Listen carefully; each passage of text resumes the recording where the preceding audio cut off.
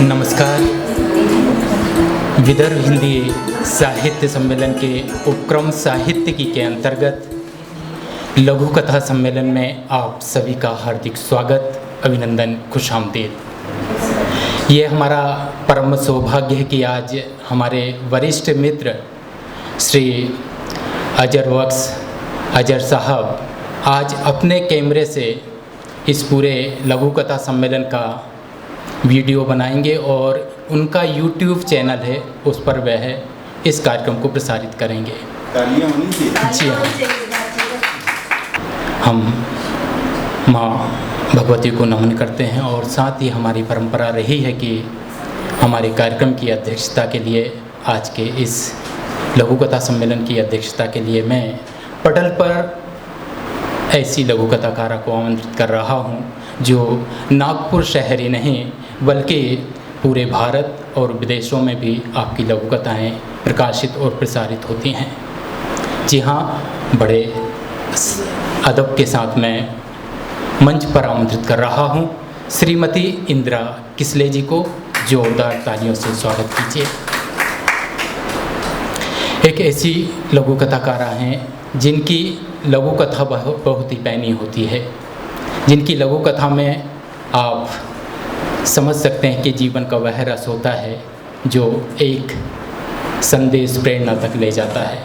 जी हाँ, मैं आपके स्वागत के लिए आमंत्रित कर रहा हूँ बहुत ही सम्मान के साथ हमारे बीच पधारे विद्या भवन विद्यालय की प्राचार्या माननीय श्रीमती अंजू भूटानी जी से निवेदन करूंगा कि उनका अंग वस्त्र देकर स्वागत करें। अंजू भूटानी जी, ये हमारी एक सुखद परंपरा है, संस्कृति है कि हम हमारे मेहमान का बड़े ही, और मैं मैडम से अनुरोध करता हूँ अंजू भूटानी जी से कि वो मंच पर स्थान ग्रहण करें।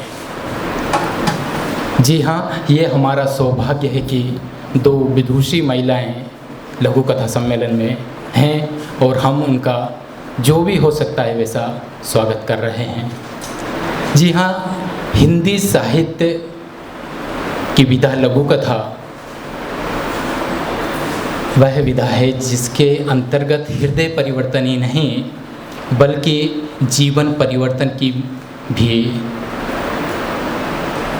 मात्रा रखती हैं, जीवन परिवर्तन का उद्देश्य भी रखती हैं, प्रेरणा भी रखती हैं। लघु कथा जितनी अधिक सार्थक होती है उसका नमूना ये है कि इसका विचार, इसका चिंतन पहाड़ों की तरह ऊंचा होता है और समुद्र की गहराई की तरह हमें चिंतन करने के लिए प्रेरित करता है। लघु कथा हम कह सकते हैं कि छोटी आँखों से पूरे अंतरिक्ष को देखना है। लघु कथा हम कह सकते हैं कि घड़ी में लगे हुए वो कांटे हैं जो हमें समय बताते हैं। तो लघु कथा हमें जीवन का मार्ग प्रशस्त करती है, हमारे धैर्य को आगे बढ़ाती है, हमारे उद्देश्य को परिपूर्ण करने में सहायक है। इसी छोटे प्रसंग को मैंने उद्धृत करने का प्रयास किया है। कहाँ तक सफल हुआ आप तय करें। मेरी लघु कथा का शीर्षक है सागर। सागर सुने, मेरी बात आप तक पहुँचे, आशीर्वाद भी दीजिए। ऋतु और वर्षा दोनों सगी बहनें, दोनों सुख दुख की साथी। ऋतु, ऐसा कब तक चलेगा? गरीबी है कि दामन छोड़ना नहीं चाहती। बापू कब तक तकलीफ उठाएंगे? इस उम्र में भी कितना काम करेंगे? वर्षा गमगीन होकर मजबूरन बोल पड़ी, ऋतु हम पढ़ना चाहती थी, पढ़ना संभव न हो सका। माँ दूसरों के घरों में काम कर बापू का हाथ बटाती है। हम भी काम करने के लिए बाहर जाना चाहती हैं। यूं खाली बैठकर हम सिर्फ माँ बापू की उम्र से पहले ही बूढ़े होते देख रहे हैं। इसी बीच उनकी माँ घर वापस आती हैं। दोनों बहनों को बात करते हुए देखा। बोली, क्या बातें हो रही हैं बहनों में, दुखी दिख रही हो। वर्षा बोल पड़ी, माँ हम दोनों बहनें घर पर खाली बैठी रहती हैं। हम भी कोई काम करना चाहती हैं। बापू और आपका हाथ बटाना चाहते हैं, परंतु आप मना कर देती हो। हम क्या करें।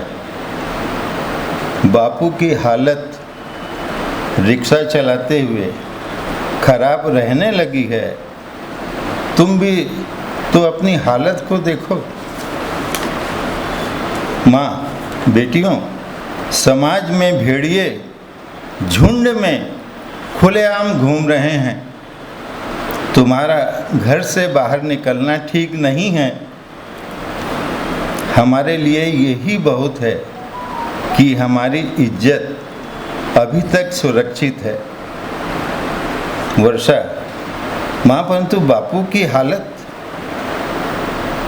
बेटियों, सागर में अच्छे बुरे जीव जंतु, गंदगी, कूड़ा करकट सभी कुछ समाहित होता है।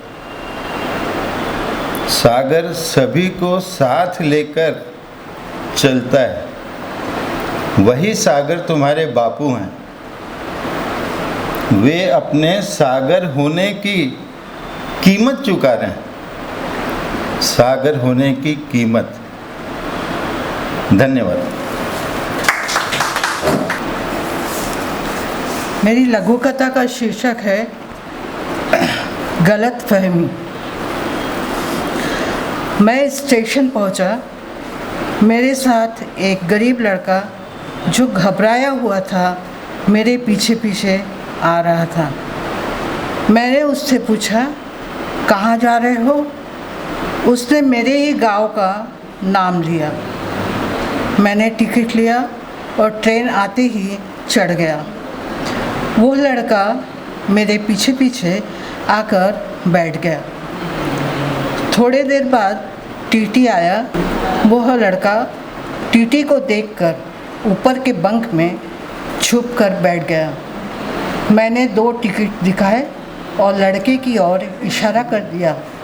मुझे आभास हो गया था कि यह लड़का टिकट नहीं ले रहा है। घर पहुंचने पर दूसरे दिन हमारी बाई लड़के को लेकर आई और रोते हुए मेरी माँ से बोली, मेरा लड़का जो किसी के द्वारा चुराया गया था मिल गया है।